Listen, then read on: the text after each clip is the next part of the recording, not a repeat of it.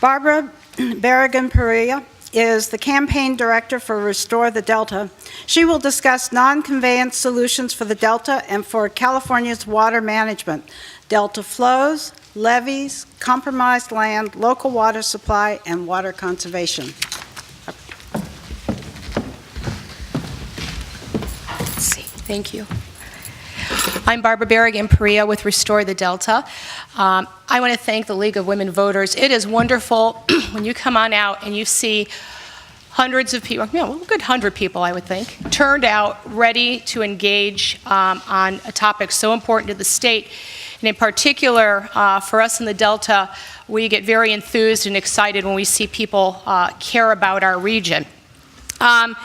Mr. Collins' presentation was very interesting from a Delta perspective. Prior to his presentation today, I counted about 30 myths that have been perpetuated in the presentations about really what is happening on the ground in the Delta versus the processes and the management. But I want to focus on is what I do agree with Mr. Collins about. It is time to bring this process to a close, and it's time to bring the BDCP to a close. We absolutely believe that every alternative that has been offered, including our plan, the Environmental Water Caucus plan, the coalition or the group plan put out by NRDC that Dr. Swenson talked about, Dr. Bob Pike's plan for the Delta, all need to be put on the table, and they need to be vetted the same way as the BDCP with complete cost-benefit analysis and full analysis of how these different plans would work in relation to the public trust doctrine, water rights laws, and water availability in California. So just to tell you a little bit about us, I represent over 7,000 members throughout the state, a good number of them in the Delta region. We have over 10,000 readers of our newsletter. You can see the volumes up there that we take. We're the primary source kind of for information about the Delta and Delta processes from a Delta perspective. We're a grassroots campaign. We are, other than one environmental foundation, the Rose Foundation, located here in Oakland, we are funded by people within the Delta. We're a very broad-based coalition. We are made up of environmentalists, farmers, developers, business people. Sometimes after one of my board meetings, I need a very strong drink. But we are all united because we care very much about the state of the estuary and what happens in the future. I allude to the myths today because I don't think anybody has set out to mislead people. I think what we have here is we have misinformation. We have information that gets retread, retold, and it becomes a myth. Belief in myths allows the comfort of opinion without the discomfort of thought.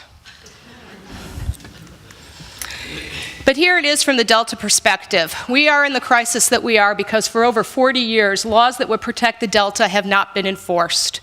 One of the things that I really disagree with about what has caused the crisis in the Delta is the exacerbation of water exports on all the other stressors.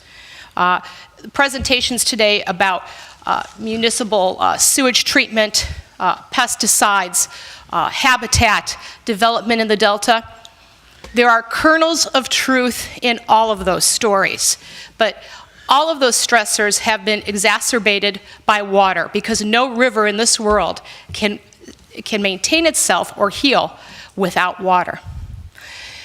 And just for information, the Delta reclamation was finished 100 years ago. The fish populations really started to decrease after the implementation of the State Water Project and the Central Valley Project. So that loss of habitat, the majority of it was finished about 100 years ago. Now that doesn't mean that we're sticking the muds, that we don't think there aren't opportunities here, but how the people in the Delta envision those opportunities really differs from what is kind of being hoisted on us by the outside. Current plans for the Delta are based on many myths created by people outside of the Delta, and that is why we are in crisis, in the regulatory crisis we're in. This is really important to me. Governor Brown, in his State of the State address this week, went on to talk about the importance of the Delta to the state. And look at who he said is it's so important about what happens with Delta water. Silicon Valley, Livermore Valley, farmers of the east side of the San Joaquin Valley between Fresno and Kern County, farmers on the west side, urban Southern California and northern Contra Costa all are critically dependent on Delta for water. But guess who's first dependent on the Delta for water? The Delta and the communities of the Delta. People forget there are over 4 million of us that live in the 5 Delta counties. There are 4 million people who live behind Delta levees. Now, that does not mean the Delta has been developed. One of the things that people have been walking up to me today and saying is they're building houses in the Delta. There's 750,000 acres in the Delta, 550,000 acres. That interior Delta is primary farmland. It is the biggest swatch of prime farmland in California. Houses are not put there, and it's not developed. Is there development along the urban periphery? Yes. Has it all been? No. We're the first to admit that. But neither has all the development nor all the proposed development in other parts of the state dependent on Delta water exactly a good deal either. Government officials, Delta Water District leaders, Delta landowners, 2 of whom are here today. Rajeen Reynolds, who serves on our board, comes from a South Delta farming family. Patricia McSwain, whose property is actually targeted for a pump. These are people who are going to be living with the impacts of this plan. They're here today. All of these types of people have been left out of the planning processes for the Delta. You couldn't participate in the BDCP unless you signed an allegiance agreement that you would support the outcome of construction of new conveyance. Never mind vetting what the best possible solution was first and being at the table to work out what that solution was. My question to you all today is how does this square with the League's belief in informed and participatory democracy?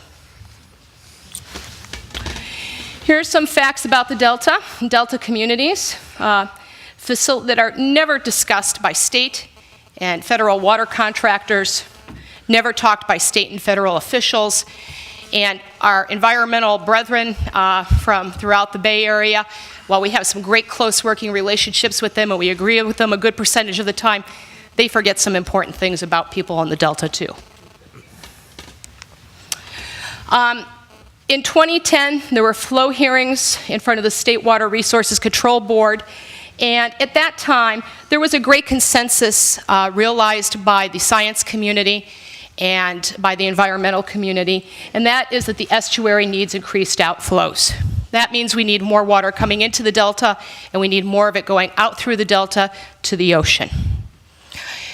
At that time, there was a range that was established roughly, and it was determined a few percentage points either way, that you can only safely divert about 25% of the Delta and maintain its health. That puts the ability for the Delta to export water at somewhere between 2 and 3 million acre feet. We have never said in the Delta we can never share a drop of water. But we have to go back to the way the laws were written 50 years ago when the promises were made with the contracts. And we have to be able to only export a sustainable yield. It can be done. And we're going to talk a little bit about cost-benefit analysis and public trust. Because should that water be going to support urban economies, like the $2 trillion economy south of the Tehachapi's? Probably. Should the 70% of the water that's taken out of the Delta go to ag on the west side of the San Joaquin Valley and down in Kern County? Probably not. That mighty Westlands Water District only contributes 0.5% to the state's GDP and very few jobs. But it is the tail wagging the dog as to who will be getting water in California. I'm going to back up a slide here. The primary problem in California is that we have promised way too much water for what is available in the system. 8.5 times more. Once you pull out licensing for hydropower, it's probably closer to 5 times more the water. Even in wet years, we have promised 3 times more in water rights than what is actually available in the system. Compound that with the fact that California experiences drought about 1/3 of the time, and 70% of that water is going for corporate agriculture on the west side, a small group of farmers who are controlling water processes in California.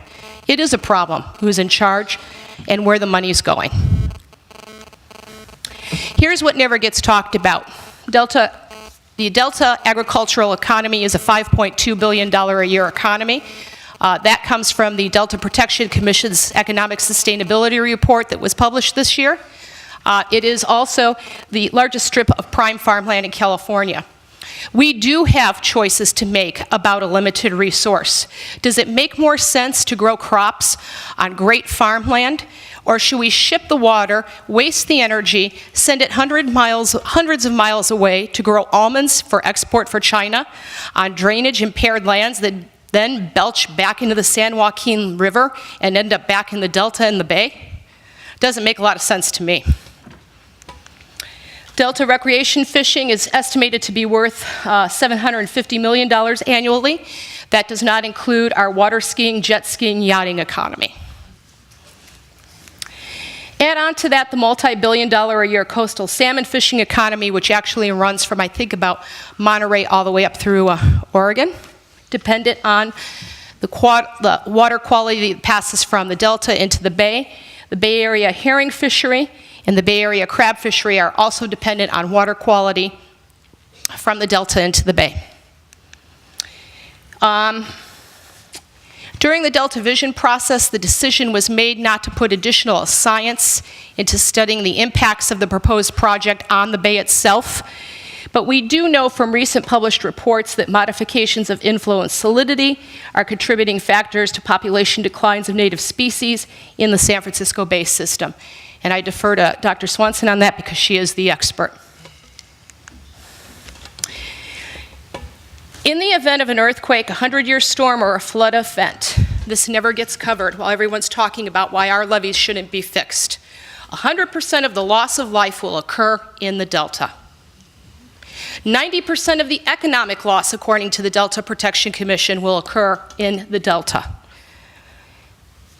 Metropolitan Water District has capacity to store up to 3 years of water in reserve.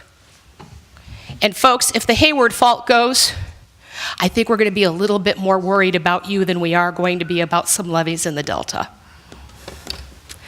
$20 billion of infrastructure currently exists in the Delta. Infrastructure you're dependent on: PG&E lines, gas lines, two railroads, highways. Direct impacts on the Bay Area. Delta levees have to be upgraded, whether you build the project or not. And let me explain something. It isn't as if the state and federal government has been all these years dumping money into the Delta levees.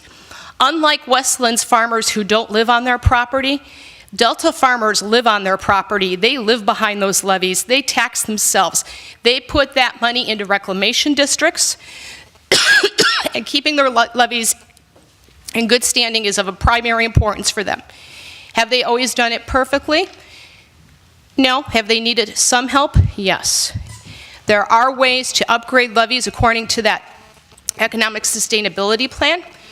For $2 to $4 billion, you would not only get 200-year storm levees that would protect the Delta.